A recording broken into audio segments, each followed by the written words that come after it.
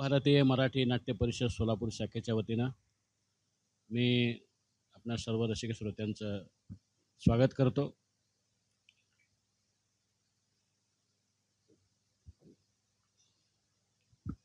आजच्या या रंगवर्धन कार्यक्रमामध्ये ज्या विषयावरती आपण हा कार्यक्रम ठेवलेला आहे त्या सगळ्यांचं स्वागत करतो। मानवी जीवनाचं मूळ हे भावभावनांमध्ये दडलेलं आहे। आपल्या प्रत्येक कृती, विचार आणि अनुभवांच्या मागं या भावविश्वाचा गूढ धागा असतो। त्या धाग्यांचा वेध घेणं म्हणजेच आत्मशोधाच्या प्रवासाला सुरुवात करणं असं आहे।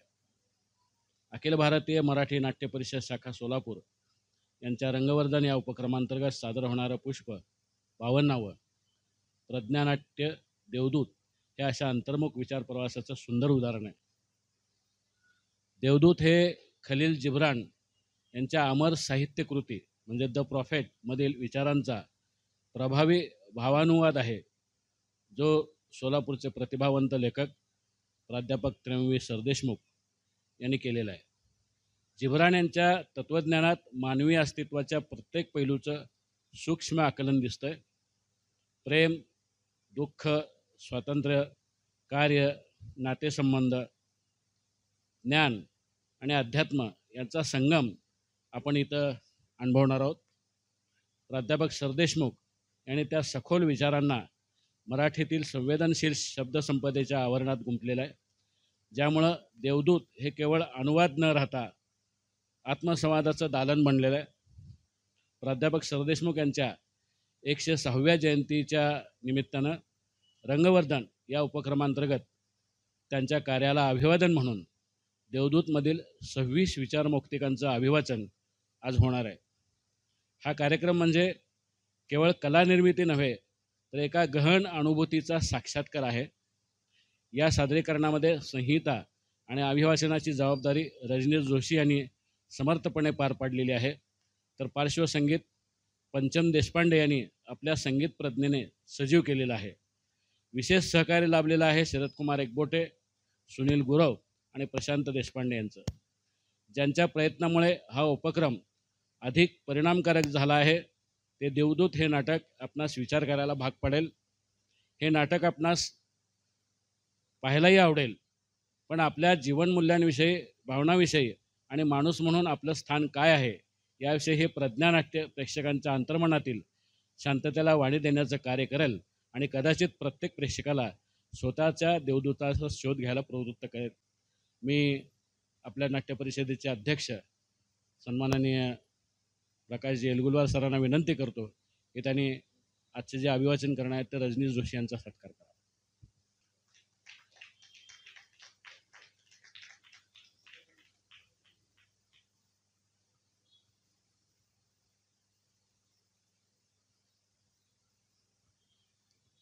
या कार्यक्रमाला ज्यांनी पार्श्वसंगीत दिलेलं आहे असे प्रशांत देशपांडे यांचाही सत्कार सर आपण करावा।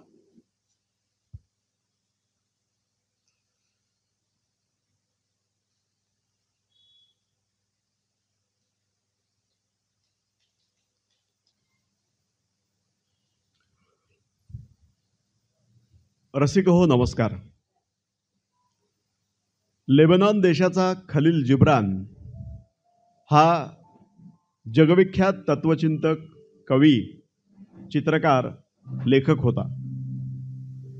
1883 ते 1931 इतकं अवघं 48 वर्षांचं आयुष्य जिब्रानला लाभलेलं होतं। शेवटची 20 वर्ष तो अमेरिकेत होता। द प्रॉफेट हे त्यांनी लिहिलेलं अवघ्या 26 काव्यमय विचार मौक्तिकांचं पुस्तक जगभरामध्ये गाजलं।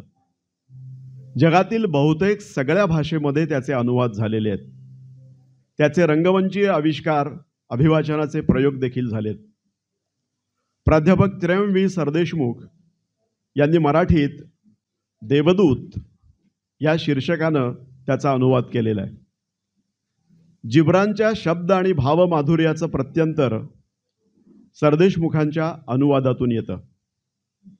देवाचा थांग पत्ता नसलेल्या या जगामध्ये युगयुगांतरी वेगवेगळ्या रूपामध्ये देवदूत आपल्याला भेटत असतात, आपल्याशी संवाद संगत करत असतात. सरदेशमुखांचा अनुवाद हा जिब्रानच्या अनोख्या शैलीचं स्वागत करणारा मुक्त असा पडसाद आहे. आज 22 नोव्हेंबर ही त्यांची 106वी जयंती आहे. त्यानिमित्त त्यांचं हे कृतज्ञ स्मरण, त्यातली काही विचार मौक्तिकं निवडून ते आपल्यापुढं सादर होत आहेत. रंगमंचीय आविर्भावाचं भान ठेवून प्रेक्षक शरण अशा पद्धतीची संहिता मी तयार केलेली आहे. प्रशांत देशपांडे यांनी त्यासाठी अमेय असं पार्श्वसंगीत संकलित केलेलं आहे. सरदेशमुखी भाषेतील गूढ संवेदन आपल्यापर्यंत पोहोचण्यासाठी ते उपयुक्त ठरेल. पुढच्या प्रयोगांमध्ये कदाचित पंचम देशपांडेंचं लाईव्ह संगीत आपली श्राव्य संगत करेल. देवदूत हे अभिवाचन आपली करमणूक करणार नाही, आपलं मनोरंजन करणार नाही. ते तुम्हाला आपल्या आत वळून पाहायला लावील. या अंतर्मनातील प्रवासासाठी आपण सिद्ध होऊयात. अखिल भारतीय नाट्य परिषदेचे अध्यक्ष प्रकाश यलगुलवार, प्रमुख कार्यवाह ज्योतिबा काटे, आमचे मित्र शरदकुमार एकबोटे, सुनील गुरव, कवी हेमकिरण पत्की, नितीन वैद्य, पद्माकर कुलकर्णी आणि सर्वच पदाधिकाऱ्यांचे सुरुवातीलाच मी मनःपूर्वक आभार मानतो.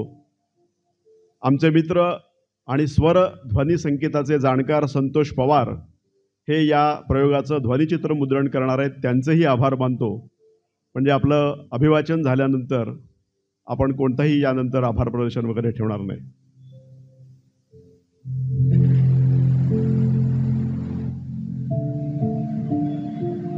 अल मुस्तफा हा ईश्वराचा वर प्राप्त झालेला देवदूत आहे.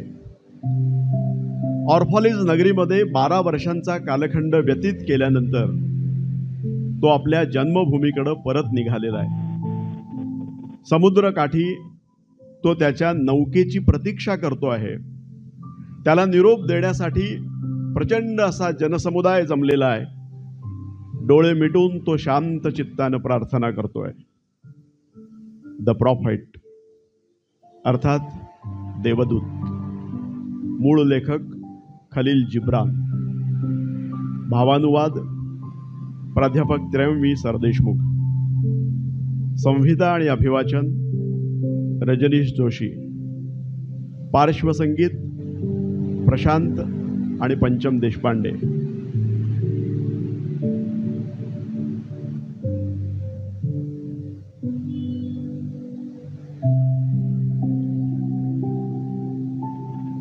विचलित न होता, दुःखविघ्न न होता कसा बरं मी इथून जाईन. काही झालं तरी निरोप घेताना माझं चित्त घायाळ नसलं पाहिजे. सर्वांना पोटाशी घेणारा काळ समुद्र मला हाकारत आहे. नौकेत आता उतरलंच पाहिजे. रात्री मागून रात्र सरते आहे. आता थबकेन, रेंगाळेन, तर एका साचेबंदपणात स्वतःला गोवल्यागत होईल. इथलं सगळं काही बरोबर नेता आलं असतं तर किती छान झालं असतं. पण ते कसं शक्य आहे? आवाज उमटतो, तो थोडा जिभेला आणि ओठांना सोबत घेऊन जातो.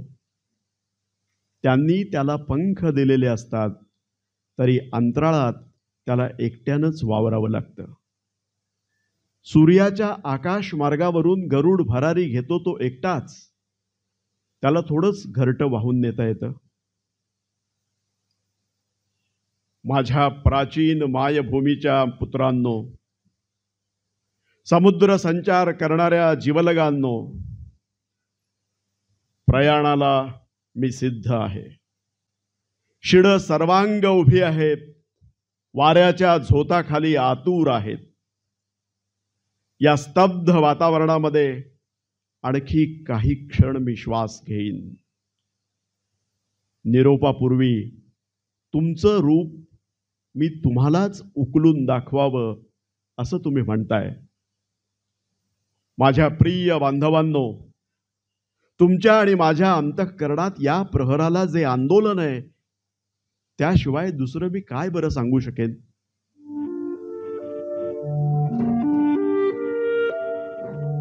प्रेमाविषयी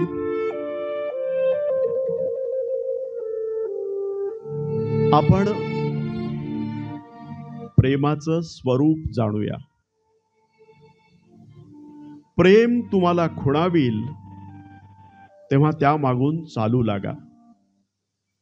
त्याच्या वाटा खडतर चढणीच्या असतील. प्रेमानं तुमच्यावर पाखर घातली म्हणजे त्याला शरण जा. त्याच्या पंखात पोलादाची पाती लपलेली असतील, ती तुम्हाला जखमी करतील. प्रेम तुमच्याशी संवाद करील तेव्हा त्यावर विश्वास ठेवा. उत्तरेकडून येणारा वारा बगीचा उद्ध्वस्त करतो, तसा प्रेमाचा स्वर तुमची स्वप्न उधळून लावील. कारण प्रेम तुम्हाला राजवैभव देईल, तसंच तुम्हाला ते सुळावर सुद्धा नेईल. तुमच्या अंतःकरणाच्या उंचीला ते पोहोचेल. सूर्यप्रकाशात थरथरणाऱ्या नाजूक डहाळ्यांना कुळवाळील, तसं ते तुमच्या मुळापर्यंत जाईल आणि गदगदून तुमची मनोभूमी थरकापवील. धान्याचे पाचुंदे आवळावेत, तसं ते तुमच्याशी तुम्हाला आवळून धरील. झोडपून तुम्हाला नागवं करील, तुम्हाला दळून काढील, तुमचं पीठ करील, तुम्हाला तिंबील, खिळखिळ करील. मग ते तुम्हाला ईश्वरी ज्वालेच्या निखाऱ्याशी नेईल. तेव्हाच त्याच्या पावन भोजनाचं खाद्यान्न तुम्ही व्हाल. हे सगळं प्रेम कशासाठी करेल? तर त्यामुळं तुमच्याच अंतःकरणाची रहस्य तुम्हाला उमजावीत आणि त्या जाणीवेनं ईश्वरी चैतन्याचा एक अंश तुम्ही होऊन जावं.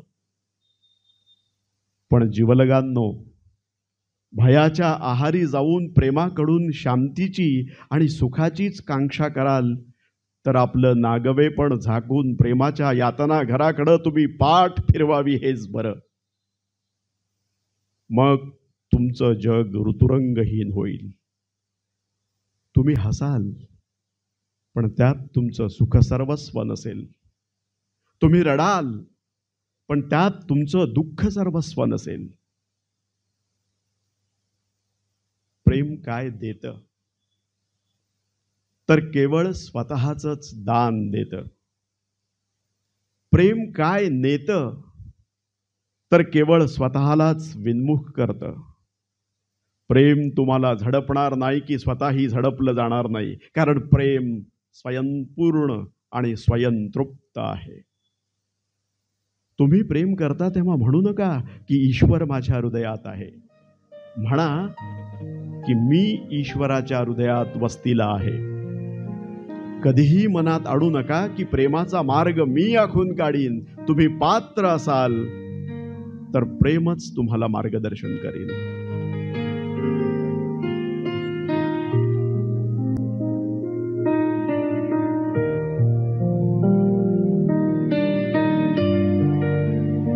विवाह. मित्रहो, विवाहाविषयी तुमच्याशी हितगुज करणं गरजेचं आहे. असं पहा, तुम्ही दोघे एकत्र जन्मलेले आहात आणि कायमचे एकत्र असणार आहात. तुमच्या जीवमानाचे दिवस मृत्यू कधी कधी विखरून टाकतो, तेव्हाही तुम्ही एकत्रच असता आणि ईश्वराचं मौन चिंतन करत असताना देखील तुम्ही एकत्रच असता. पण तरी सुद्धा तुमच्या एकत्रपणात अवकाशाचे खंड असू द्यात. तुम्हा उभयतांमध्ये आकाशातील वाऱ्याचं नर्तन होत राहू द्या. प्रेम करा एकमेकांवर, पण प्रेमाची शृंखला घडवू नका. उभय आत्म्यांच्या किनाऱ्यांमध्ये उचंबळता समुद्र असू द्या. परस्परांचे प्याले भरून द्या, पण एकाच प्याल्यातून घोट घेऊ नका. आपल्यातला घास दुसऱ्याला द्या, पण एकाच भाकर तुकड्याला दोघेही तोंड लावू नका. दोघे मिळून गाणी गा, नर्तन करा आणि आनंद मौज घ्या, पण पण तुमच्यापैकी प्रत्येक जण आत्मस्थित आणि एकाकी असा. एकाच संगीतानं कंपित होणाऱ्या विणेच्या तारा कशा आपापल्या जागी विलग असतात, तशी तुमची अंतःकरणं देवघेवीची असावीत, पण परस्परांच्या ताबेदारीची नसावीत. तुमच्यातलं ईश्वरी चैतन्य एकच एक आहे. खांद्यास खांदा लावून असा, पण अतिनिकटपण टाळा. देवळाचे खांब अंतरावर उभे असतात. वड आणि पिंपळ हे वृक्ष एकमेकांच्या छायेत वावरत नाहीत, एकमेकांच्या छायेत वाढत नाहीत.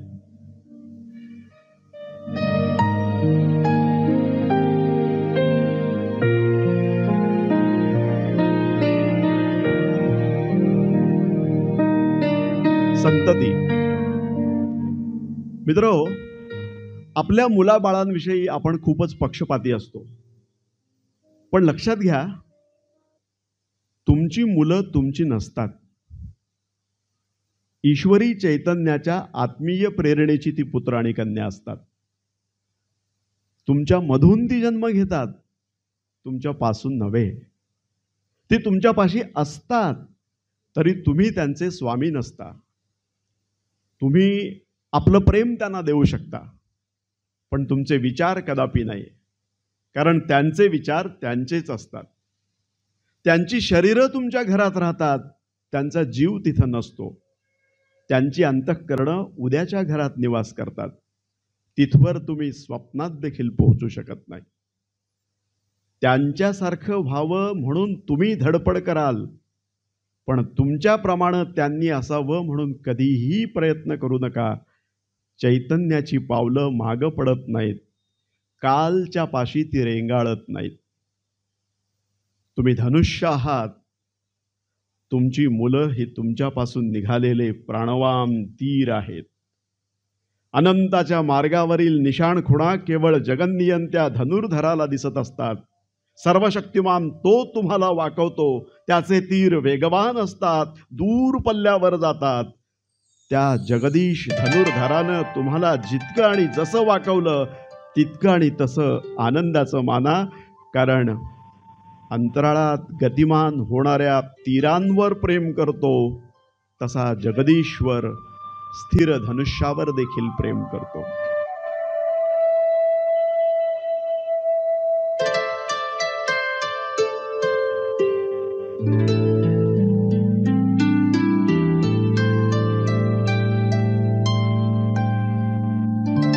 दान. दानाविषयी तुम्हाला काही सांगायचं आहे तर असं पहा, तुमच्या धनदौलतीतलं तुम्ही देता तेव्हा तुम्ही काहीच दिलं नाही असं होतं. पण तुम्ही स्वतःमधलं काही देऊन टाकता, दिलेलं असतं. कारण तुमची दौलत म्हणजे काय असतं, तर आज ना उद्या गरज पडेल त्यावेळी ताब्यात असाव्यात अशा वस्तूंचा तुम्ही परिग्रह केलेला असतो. त्या संचयामागं त्यांना गमावण्याचं भय असतं. उद्या म्हणजे तरी काय, पवित्र दिव्य नगरीच्या यात्रेकरूंना वाळवंटात सोबत करत असलेला एखादा अतिशहाणा कुत्रा वाळू खाली हाडकं पुरत ठेवून चालला तर त्याचा निर्वाह होईल काय? एखाद्या गरजेचं भय ही देखील नड आणि गरजच. तुमची विहीर भरलेली असताना तहानेचं भय तुम्हाला पडेल तर तुमची तहान शमेल कशी? प्रचंड धनदौलतीतला नगण्य हिस्सा काही जण दानार्थ देतात. त्यांना नावलौकिक हवा असतो. त्यांच्या या छुप्या वासनेनं त्यांचं दान निस्सत्व होऊन जातं. काही जण परिग्रह शून्य असतात, तरी जवळचं सर्व काही देऊन बसतात. त्यांची जीवनावर आणि विश्वंभर चैतन्यावर श्रद्धा असते. त्यांची तिजोरी कधीच रिती पडत नाही. कित्येकांना दान करण्यानं त्यांना आनंद होतो. आनंदात त्यांचा परितोष असतो. तसं बघितलं तर देण्याला हात आखडावा असं आपल्यापाशी काय असतं? आपलं आपलं असं आपण जे म्हणतो ते सर्वच्या सर्व एके दिवशी विसर्जित होणारं असतं. म्हणून म्हणतो, द्यायचं ते आत्ताच द्या. तुमच्या वारसदारांना ही संधी कशासाठी? तुमच्या बोलण्यात येतं, दान देईन पण केवळ पात्र असणाऱ्यालाच. तुमच्या फळबागेतली झाडं असं कधी म्हणतात काय? तुमच्या कुरणावर चरणारे मेंढ्यांचे कळप असं कधी म्हणतात का? सर्वस्व दान हे त्यांचं जीवन असतं. दान आखडून धरावं यात मृत्यू असतो. दिवसाचा प्रकाश आणि रात्रीची विश्रांती ज्याला बहाल झाली आहे, तो कोणीही असो, तुमच्या दानाला पात्र समजा.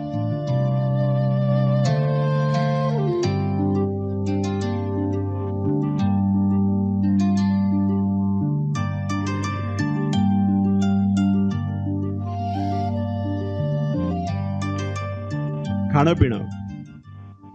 बंधुजन हो, बऱ्याचदा आपल्याला आहाराविषयी प्रश्न पडतात. पृथ्वीचा गंध पिऊन जगता यावं, आकाश वेलीप्रमाणे प्रकाशाच्या आधारानं जिवंत राहावं, अशी तुम्ही इच्छा करता तर किती बरं झालं असतं. पण खाद्य पदार्थांसाठी तुम्हाला हत्या करावी लागते. तहान शमवण्यासाठी तान्ह्या वासराला गायीपासून तोडावं लागतं. ही कर्म करताना निदान भक्तिभाव मनात असू द्या. तुमच्या भोजनाचं मेज वेदिकेसारखं असावं. रानातले आणि माळावरचे विशुद्ध निरागस जीव त्या वेदिकेवरती बळी जावेत, ते माणसांना अधिक पावन, अधिक निरागस करण्यासाठी. तुम्ही एखाद्या पशुला ठार मारता तेव्हा मनापासून प्रार्थना करा, ज्या शक्तीनं तुझी हत्या केली आहे तीच मलाही मारून टाकील आणि गिळंकृत करील. ज्या कायद्यानं तुला माझ्या स्वाधीन केलं आहे, तो कायदा मलाही अधिक शक्तिमान हातामध्ये सोपवेल. तुझं आणि माझं रक्त एकाच स्वर्गीय महावृक्षाला जीवनरस पुरवतं ना. सफरचंद खाता त्यावेळी मनातल्या मनात त्याला उद्देशून म्हणा की तुझ्या बिया माझ्यामध्ये सचेत राहतील आणि उद्या तुझ्यावर येणाऱ्या कळ्या माझ्या अंतःकरणामध्ये मोहरतील. मग त्याचा आनंद येणाऱ्या सगळ्या ऋतूमध्ये आपण तू पण मिळून भोगूयात. आपण तू पण मिळून भोगूयात.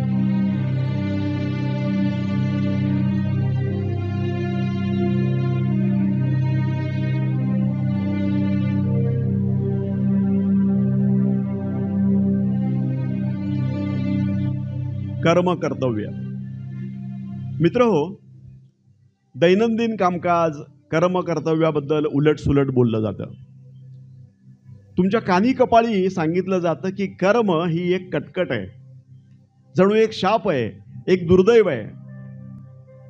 पण मला असं वाटतं की तुम्ही कामं उपसत असता, काबाड कष्ट करत असता, तेव्हाच खरोखर जीवनावरती प्रेम करत असता. कोणतंही काम करताना त्याचं प्रेम तुम्ही मनात धरून करत असाल तर तुम्ही आपल्या जागी एकसंध असता, इतरांशी संबद्ध होता आणि ईश्वराशी निष्ठावंत देखील असता. पण मनी प्रेम धरून कर्म करायचं म्हणजे नेमकं काय करायचं? वस्त्र विणत असाल तर तुमच्या अंतःकरण तंतूंनी ते विणा. समजा की तुमची प्रेयसी ते पांघरणार आहे. घर बांधत असाल तर दगड विटांना जीव लावून रचा. समजा की तुमची प्रेयसी त्यात राहायला येणार आहे. बीजांना हळुवार चित्तानं मातीत रुजवा. पिकाचा हंगाम उतरताना आनंदी व्हा आणि समजा की तुमची प्रिया ही फळं चाखणार आहे. प्रेम भरल्या अंतःकरणानं तुम्हाला कर्म करता येत नसेल तर तुम्ही ते टाकावं आणि कोण्या मठमंदिराच्या दरवाजापाशी आनंदानं कर्मशील असणाऱ्यांकडून पैशाची भीक मागत उभं राहावं, हेच बरं. भाकरी भाजायचं काम बेपर्वाईनं केलं तर तिच्यानं माणसाची भूक अर्धी मुर्धी सुद्धा तुम्ही मिटवू शकणार नाही. लक्षात ठेवा, कर्म हे प्रीतीचं देखणं रूप आहे.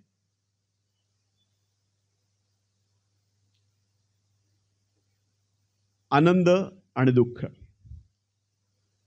बंधू भगिनींनो, तुमचा आनंद आणि तुमचं दुःख याविषयी तुम्ही अनभिज्ञ असता.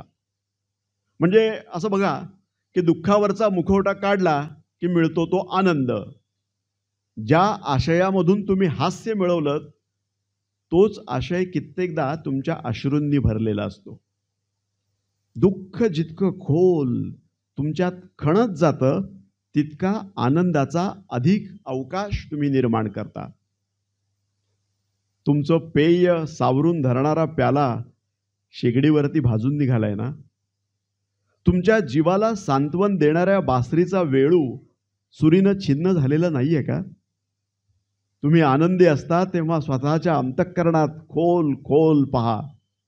कळून येईल की ज्याचं ज्याचं म्हणून दुःख झालं त्याच्यापासून तुम्हाला आनंद मिळतो आहे. तुम्हापैकी काही जण म्हणतात आनंद हा दुःखाहून श्रेष्ठ आहे. काही जण म्हणतात नाही, दुःख हेच श्रेष्ठ आहे. पण मी म्हणतो ती दोन्ही अविभक्त आहेत. दोघेही एक समयी येतात. एक जण तुमच्या मेजावर तुमच्या समवेत भोजन घेत असतो तेव्हा दुसरा तुमच्या बिछाण्यावरती पहुडलेला असतो. तुमचं दुःख आणि तुमचा आनंद यांच्या तराजूत मधोमध तुम्ही हिंकळत आहात असं समजा. या दोन्हीपासून रिक्त व्हाल तेव्हाच स्थिर आणि समतोल व्हाल. विश्ववैभवाचा स्वामी त्याचं सोनं चांदी तोडण्यासाठी तुम्हाला ज्या क्षणी उचलून घेईल त्या क्षणी तुम्हाला तुमच्या आनंदाची आणि दुःखाची उच्च नीचता कळून येईल.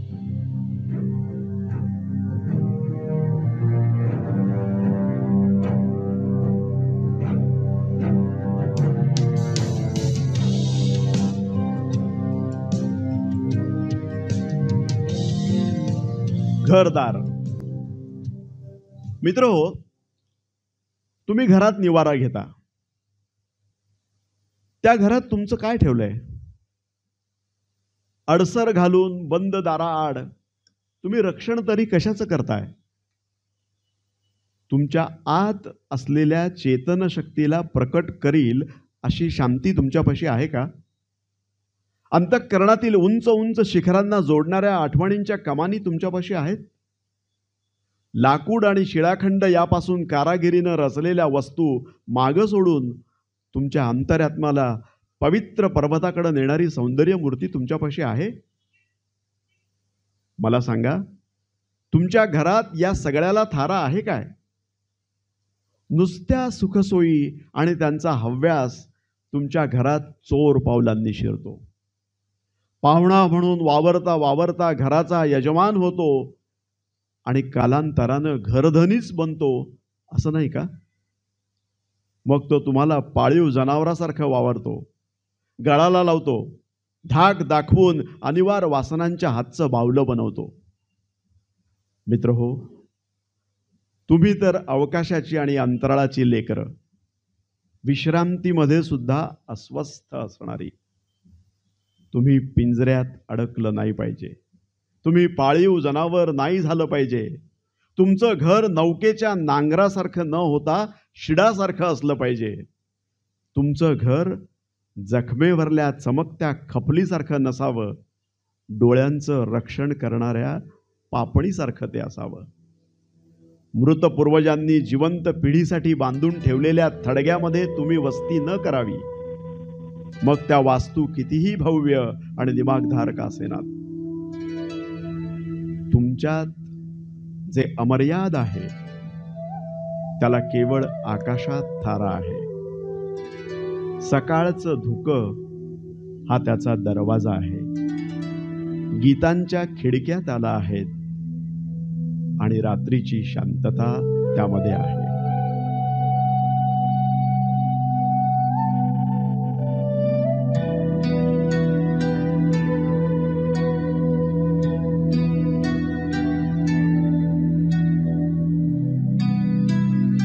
वस्त्र. बंधू हो, आपण वस्त्र परिधान करतो म्हणजे कपडे घालतो. तुमची वस्त्र तुमच्यातली पुष्कळशी चारुता लपवून ठेवतात, पण तुमच्यातली कुरूपता ती दडवू शकत नाहीत. खाजगीपणाचं स्वातंत्र्य वस्त्रांनी तुम्ही मिळवू पाहता, पण खऱ्या अर्थानं ती लगामासारखी किंवा शृंखलेसारखी होतात. मला वाटतं सूर्यप्रकाशाला आणि वाहत्या वाऱ्याला कमीत कमी वस्त्रानिशी आणि जास्तीत जास्त उघडेपणानं तुम्ही सामोरं व्हावं. कारण सूर्यप्रकाशामध्ये चैतन्याचा श्वास आहे आणि वाऱ्यात त्याचा हात आहे. विसरू नका, शालीन नम्रता ही पापी नजरेपासून आपलं संरक्षण करणारी ढाल आहे. पापाचाच निराश झाला तर शालीनता बेडीसारखी अथवा मनाची दूषितता होईल, दुसरं काय. विसरू नका, पृथ्वीला तुमच्या अनवाणी पावलांच्या स्पर्शाचा आनंद होतो. पृथ्वीला तुमच्या अनवाणी पावलांच्या स्पर्शाचा आनंद होतो आणि वाऱ्याला तुमच्या केश संभाराशी खेळावंसं वाटतं.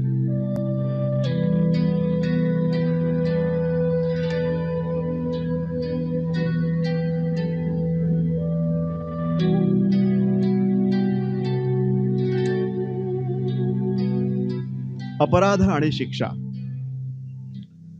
बंधू भगिनींनो, अपराध आणि शिक्षेबाबत आपण काटेकोर असतो. तुमचा आत्मा वाऱ्यावर स्वैर भटकतो. तुम्ही एकाकी आणि असुरक्षित असता. अशा वेळी तुम्ही कुणावर तरी अन्याय करता. कुणावर तरी अन्याय करता म्हणजे तुम्ही स्वतःवरच अन्याय करता. माझे शब्द तुमच्या अंतःकरणाला दुःख देतील, तरी पण सावधपणाने ऐका. एखाद्याचा खून होतो. तो का झाला यालाही काही कारणं ज्याचा खून झाला त्याच्यापाशी असतात. ज्याच्यावरती दरोडा पडतो तो वर्तनानं निर्दोष नसतो. ज्याला सद्गुणी म्हणावं तो नीचांच्या दुष्कृत्यांविषयी अनभिज्ञ असतो असं नाही. अघोरी कृत्य करणारा हात धुतल्यानं स्वच्छ होतो का? ज्याला अपराधी म्हणावं तो कित्येकदा ज्याच्यावर अपराध झाला म्हणतात त्यानंच पिडलेला असतो. अपराधी म्हणून दंडित झालेला जीव तर पुष्कळदा निरपराध आणि निर्दोष म्हणवून घेणाऱ्यांचं पाप आपल्या शिरावरनं वागवत असतो.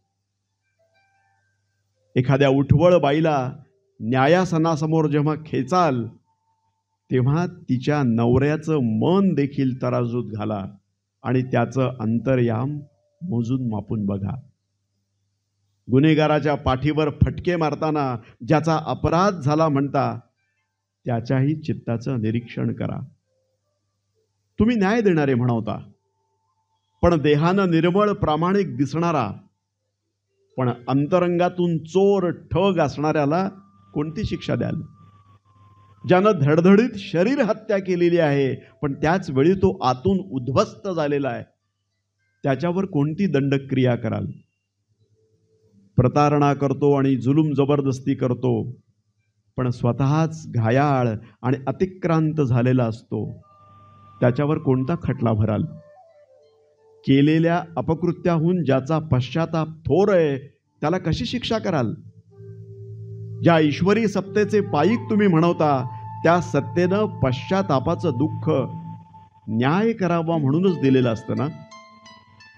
निरपराध आणि निष्कलंक असणाऱ्याच्या पदरामध्ये तुम्ही पश्चाताप बांधू शकत नाही, तसं अपराध्याच्या छातीवरचं ओझं तुम्ही उतरू शकत नाही. ताठ उभा असलेला माणूस आणि कोलमडलेला माणूस वेगळा नसतो. मंदिराच्या बलदंड खांद्यांप्रमाणे खड्या उभ्या असलेल्या शिळा त्याच्या पायात खोल खचलेल्या दगडांपेक्षा अधिक बुलंद असतात का?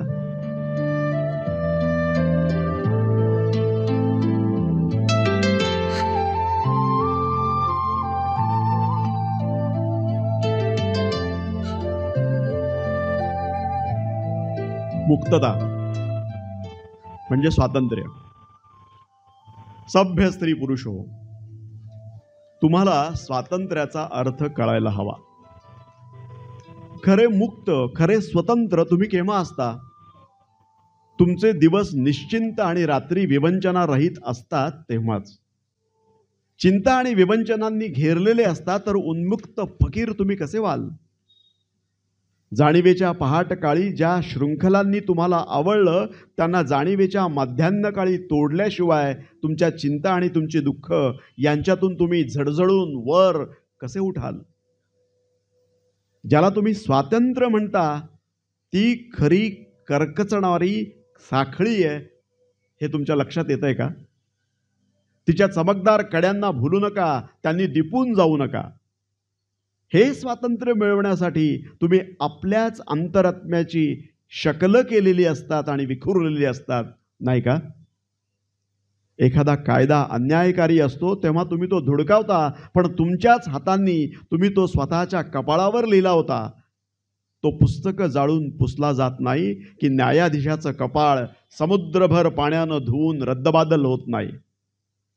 एखाद्या जुलूमशहाला सिंहासनावरून तुम्ही उचकटता त्यावेळी तुमच्यात रोवलेलं ते सिंहासन आधीच उखडलेलं आहे की नाही ते पहा. कोणीही जुलमी राजा कोण्या स्वाभिमानी स्वतंत्र व्यक्तीवरती कसा राज्य करू शकतो? व्यक्तीचं स्वातंत्र्य छळवादी असतं आणि स्वाभिमान लज्जास्पद असतो, तेव्हाच जुलूमशाही फणा काढते. एखादी चिंता तुम्ही मनावेगळी करता याचा अर्थ तुमच्यावरती लादलेली नसते, तुम्ही ती स्वीकारलेली असते. एखाद्या भयाचा तुम्ही निचरा करता याचा अर्थ ते तुमच्या आत दडून होतं.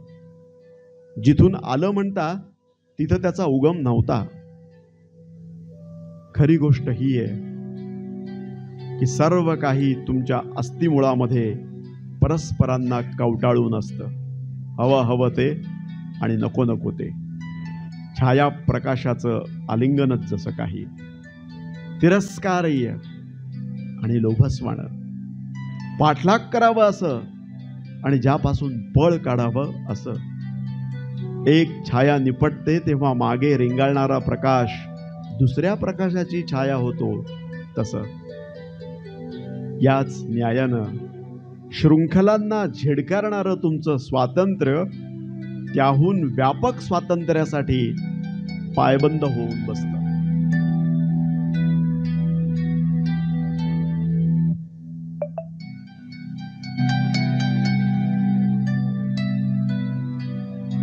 बुद्धी आणि भावना. बंधूंनो, बुद्धी आणि भावना वासनांचा संघर्ष आपल्यामध्ये सतत सुरू असतो. कधी कधी तुमच्या अंतःकरणामध्ये बुद्धी आणि तर्क न्याय ही तुमच्या भावना वासनांशी झुंज करताना दिसतात. काल समुद्रावर संचार करणाऱ्या तुमच्या जीवनौकेचा सुकाणू भावना आणि वासना ही तिचे शिडं आहेत. बुद्धी एकांड अधिराज्य गाजवील तर जखडून टाकणारी शक्ती होईल आणि भावना अनियंत्रित होईल तर आत्मनाश करणाऱ्या ज्वालेप्रमाणे जळून जाईल. म्हणून तुमच्या बुद्धीला भावनेइतकं उंच होऊन गुंजन करू द्या.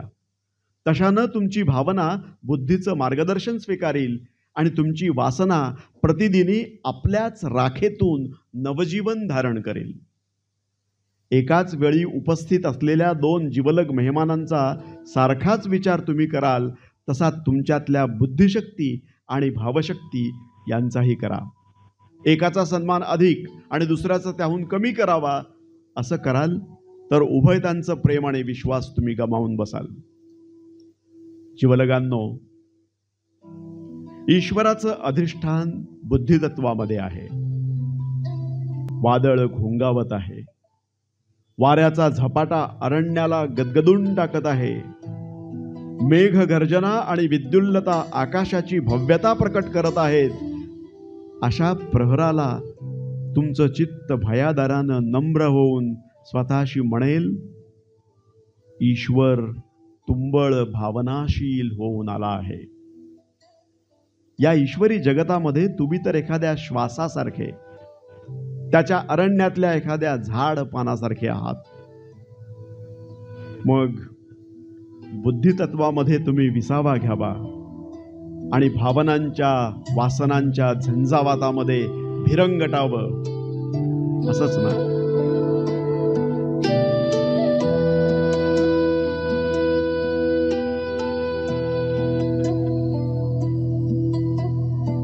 स्वरूप ज्ञान. मित्र हो, स्वरूपाची जाण आपल्यापैकी प्रत्येकाला असते का? असायला हवी. दिवसाची आणि रात्रीची रहस्य तुमचं अंतःकरण अबोलपणानं जाणत असतं, पण तुमच्या कानांना अंतरंगातली रहस्य जाणून घ्यायची तहान असते. स्वरूप हे समुद्रासारखं अमर्याद, समुद्रासारखं अमेय आहे. मला सत्य गवसलंय असं म्हणू नका. एका सत्याचा सुगावा लागलाय इतकंच फार तर म्हणा. आत्म्याचा शोधमार्ग सापडलाय असं म्हणू नका. मी आपल्या वाटेनं चाललो असताना आत्म्याची दृष्टीभेट झाली इतकंच फार तर म्हणा. कारण आत्म्याच्या आक्रमणाला कोणतीही वाट वर्ज नाही. आत्म्याचा मार्ग एका रेषेनं जात नाही की त्याचा विकास वेताप्रमाणे सरळ असत नाही. कमळ जसं सहस्र दलांनी उमलतं तसा आत्मा आपला आविष्कार सहस्र गुणरीतींनी करून घेतो.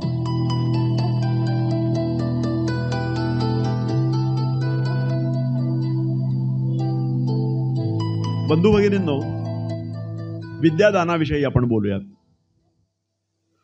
मित्रांनो, अनुयायांच्या घोळक्यामध्ये मठ मंदिरांच्या अवतीभोवती आपण वावरतो त्यावेळी पाहतो तो जो गुरु आहे तो फार तर आपली श्रद्धा, आपलं प्रेमळपण याचं दान करू शकतो, पण आपलं मेधावी पण तो देऊ शकत नाही.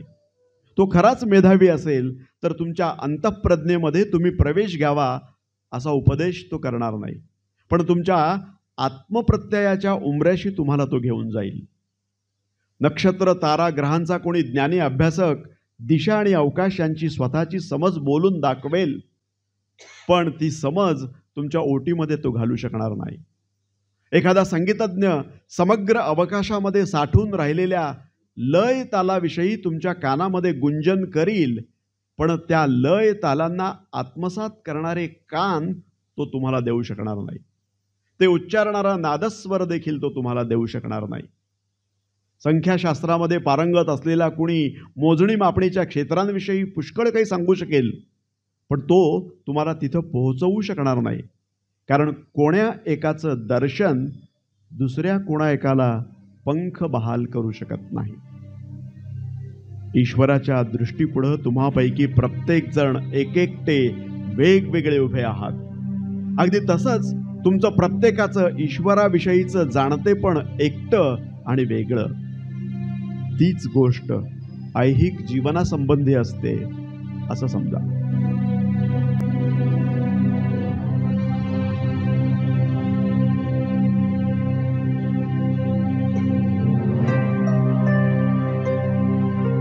मैत्रिकी. तरुण मित्रांनो, मैत्रिकीविषयी म्हणजे मैत्रीविषयी तुमच्याशी संवाद करणं महत्त्वाचं वाटतं. तुमचा मित्र ही तुमच्या गरजांची पूर्तता असते. त्याचं जीवन हे असं क्षेत्र आहे की ज्यामध्ये तुम्ही स्नेह आणि प्रीती पेरता, त्यातून कृतज्ञतेचा हंगाम भराला येतो. मित्रापाशी तुमची भूक तृप्त होते, उबदार शेकोटी लाभते. आपलं अंतःकरण उकलून मित्र तुमच्याशी बोलतो तेव्हा ना म्हणायला तुमचं मन कचरत नाही, तसं हो म्हणताना अडखळत पण नाही. मित्रापासून तुम्ही दूर होता तेव्हा त्या गोष्टीचा इतका खेद करू नका. त्याच्यावर आपला जीव का लुब्ध आहे याविषयीचा तुमचा प्रत्यय त्याच्या अनुपस्थितीत अधिक निर्मळ होईल. सपाटीवर उतरल्यावरच डोंगराचं डोंगरपण अधिक स्वच्छपणे जाणवतं. जे प्रेम आपलंच अंतरंग रहस्य उकलू पाहत नाही ते प्रेम नसतं. ते एक जाळं असतं, त्यामध्ये अटकतं ते केवळ निस्सार असतं. तुमचं श्रीमान सर्वस्व मित्राला अर्पण असू द्या. आयुष्यातल्या विपन्न प्रहरामध्ये त्याची सन्निधता तुम्ही आपलीशी करावी, इतकीच का मैत्रीची सफलता? संपन्न बहार काळामध्ये देखील त्याचा ध्यास करीत राहा. तुमची गरज तो पुरवतो याचा अर्थ तुमची रिक्तता पूर्ण होते असं नाही. तुमच्या मैत्रिकीमध्ये हशी खुशीची मधुरता असू द्या, मौज मजेची देवघेव असू द्या, इवल्याशा दबबिंदू सारख्या सुखकणिकांनी उगवणारी सकाळ किती प्रसन्न असते.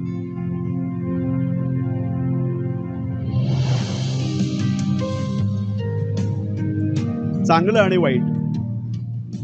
जाणत्या रहिवाशांनो, चांगलं काय, वाईट काय, भद्र काय आणि अभद्र काय हे आपल्याला ज्ञात असावं असं सगळ्यांना वाटतं.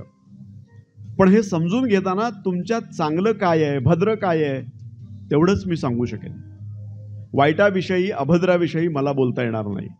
कारण जे चांगलं आणि भद्र त्याला पछाडणारी भूक आणि तहान छळवादी व्हावी, हाच तर वाईटाचा आणि अभद्राचा अनुभव आहे. चांगुलपणाला वखवख सुटते तेव्हा ते अंधाऱ्या गुहेतलं अन्न ग्रहण करतं. तहानेनं तगमग होते तेव्हा ठार शिळं पाणी देखील ते ओठांशी घेतं. घराच्या वाटण्या झाल्या म्हणून काय झालं? चोर दरोडेखोरांची ती गुहा झाली असं होत नाही. माझ्यासारखा रसभरीत हो आणि आपली समृद्धी देऊन टाक असं झाडाच्या मुळांना म्हणायचा अधिकार कोण्या फळाला असतो काय? नसतो. कारण फळाला दानाची असते तशी निकड मुळाला ग्रहणाची असते. बोलत असताना पुरते जागे असता तेव्हा तुम्ही चांगले असता, म्हणून झोपेत निरुद्देश वाचाळ असता तेव्हा वाईट असता असं नाही.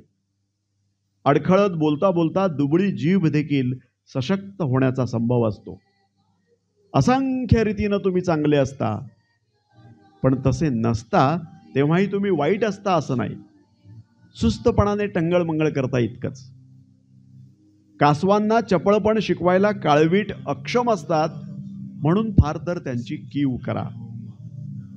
तुमच्यातल्या शक्तिमान अंशाची कांक्षा धरण्यामध्ये तुमचं चांगुलपण आहे. एकूण एक सर्वात ते असतं ते देखील ओळखा.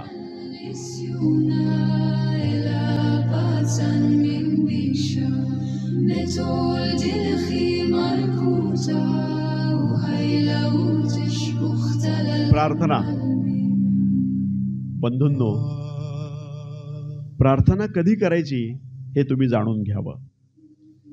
संत्रस्त आणि पीडित असता तेव्हा तुम्ही प्रार्थना करता, नाडले जाता तेव्हा तुम्ही प्रार्थना करता. पण जेव्हा तुम्ही प्रसन्न चित्त असता तेव्हाही प्रार्थना करा ना. वैभवाचे आणि समृद्धीचे दिवस असतील तेव्हाही प्रार्थना करा ना.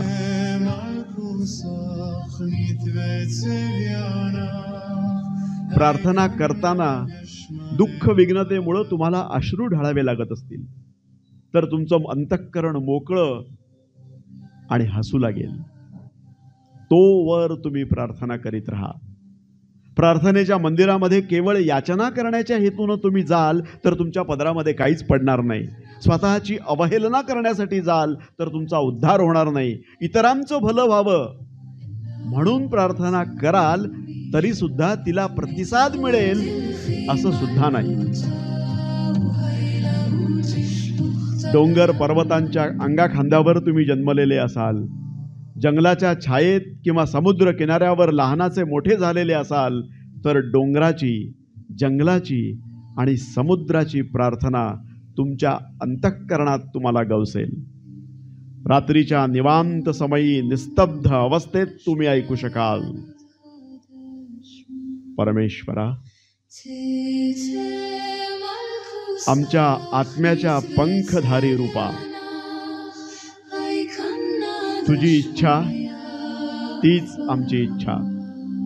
तू म्हणशील तेच आम्हाला मागायचंय. आमच्यात असलेलं तुझं स्फुरण आमच्या रात्रींना दिवसाचा प्रकाश देईल. रात्री तुझ्या तसेच दिवसही तुझेच. आम्ही तुला काय मागायचं? आमच्या गरजा आमच्यात निपजण्या आधीच तुला ठाऊक असतात. आम्हाला तूच हवा आहेस. जेवढा तू आमचा होशील तेवढ्यानं आम्हाला सर्व काही मिळाल्यासारखं होईल. सर्व काही मिळाल्यासारखं होईल.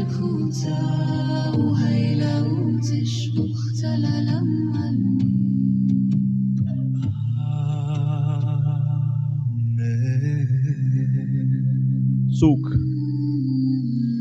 जीवलगांनो, तुमच्यापैकी कित्येकांना सुख म्हणजे काय हे माहिती करून घ्यायचं असेल, सुख हे मुक्तिगीत आहे, पण मुक्ती नव्हे.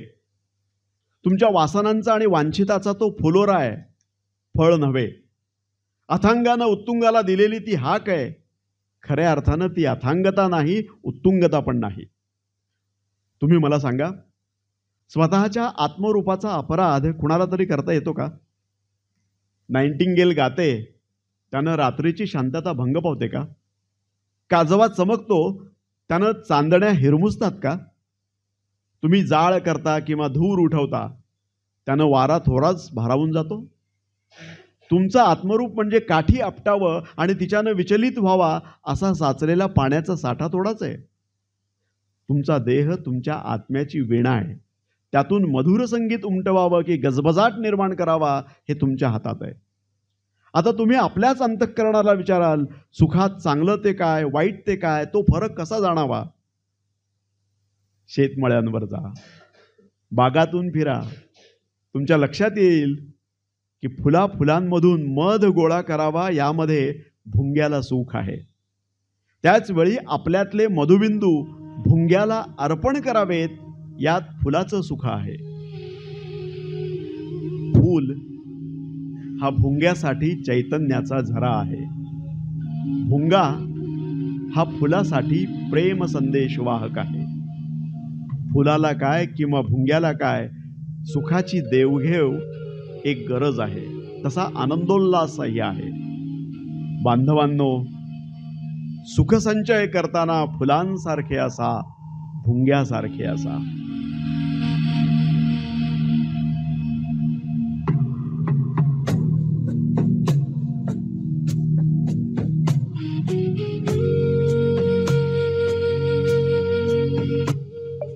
मित्रांनो,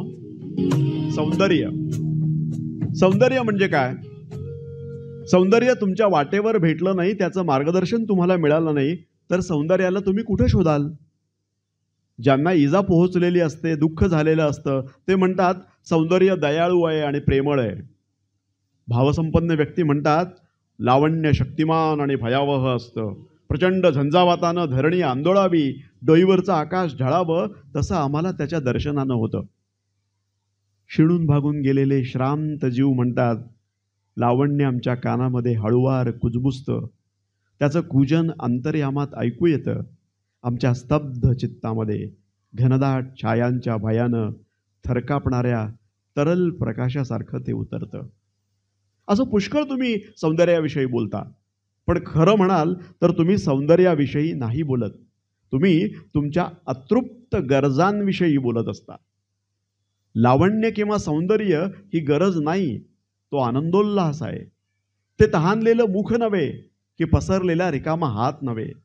जळणारं अंतःकरण किंवा स्फुरण मोहिमेनं भरून गेलेला आत्मा ही सौंदर्याची निधानं आहेत.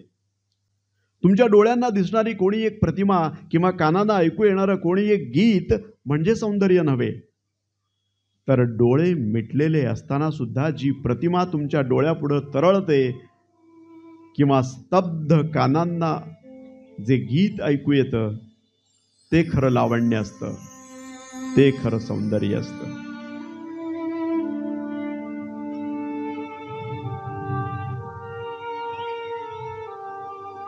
स्वधर्म.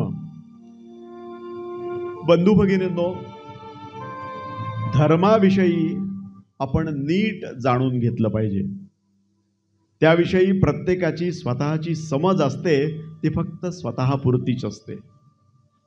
तुमचं दैनंदिन कर्मशील जीवन हेच तुमचं मंदिर, तोच तुमचा धर्म. त्यामध्ये प्रवेश करताना तुमचं सर्वस्व घेऊन आत पाऊल ठेवा. तुमचा नांगर, तुमचा भाता, तुमचा हातोडा किंवा तुमची बासरी. तुम्हाला गरजेचं आणि आनंदाचं म्हणून जे जे तुम्ही स्वीकारलं ते सगळं घेऊन मंदिरात प्रवेश करा. दिवा स्वप्नामध्ये तुम्ही फार तर आकांक्षांच्या उंचीवर जाऊ शकता. तुम्हाला मिळालेल्या अपयशाची अधोगती अनुभवू शकता.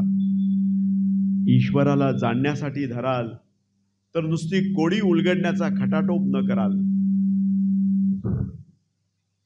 जरा अवतीभवती पहा. तुमच्या मुलाबाळांच्या खेळातला सवंगडी कोण, तर तो जगदीश्वर झाला आहे असं दिसेल. अंतराळात पहा, मेघमंडळातून फिरताना तो दिसेल, विद्युल्लतेच्या रूपानं तो बाहू पसरतो, पर्जन्य धारातून तो अवतरतो, फुलांमधून स्मित करतो, झाड फांद्यांमधून तो हात हलवतो.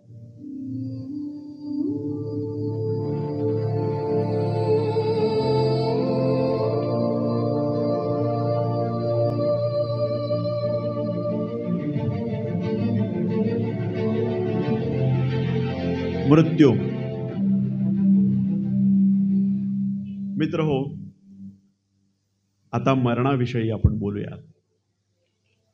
मृत्यूचं रहस्य जाणून घ्यावं अशी तुम्ही इच्छा करता, पण जीवनाच्या ऐन धामधुमीमध्ये तुम्ही ते न शोधाल तर तुम्हाला ते कसं गवसेल? घुबड असतं, त्याचे डोळे दिवसा आंधळे होतात, कारण त्यामध्ये रात्र भरलेली असते. अशाला प्रकाशाचं रहस्य कधीतरी खोलून पाहता येईल का?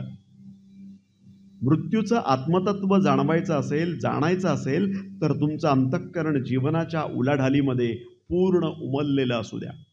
कारण जीवन आणि मृत्यू अभिन्न आहेत, नदी आणि समुद्र यासारखी. शेवटी मरण म्हणजे काय? तर समुद्रात,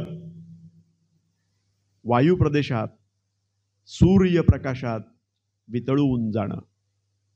आपण शेवटला श्वास टाकतो याचा अर्थ श्वास निश्वासांच्या अविश्रांत भरती ओहोटीतून मुक्त होतो. तसं झाल्यानंतरच अनिर्बंध असा तुमचा प्राण विस्फारत जाईल आणि ईश्वराचा शोध घेईल. निस्तब्ध मौनाच्या नदीचं पाणी प्याल तरच तुम्ही गाणी गाल. पर्वत शिखराला पोहोचाल तेव्हा तर तुमची चढण चाल सुरू होईल. तुमच्या गात्र समूहाला धरित्री कवटाळून घेईल तेव्हाच तर तुम्ही नृत्य करू लागाल ना.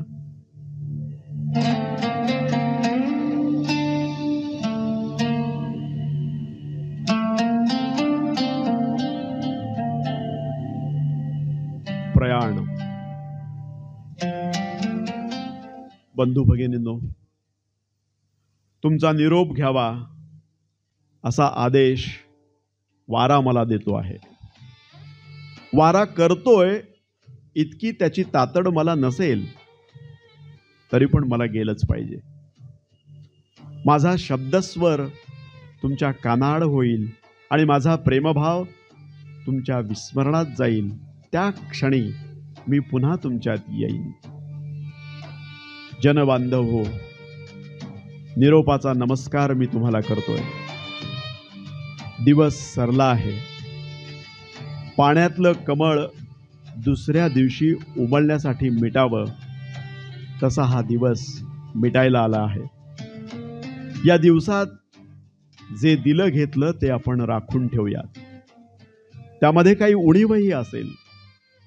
आपणा सर्वांना पुन्हा एकत्र यावं लागेल. देणाऱ्या परमेश्वराकडे हात पसरावे लागतील. स्मरणाच्या संधी प्रकाश आपण पुन्हा बसू, बोलूया.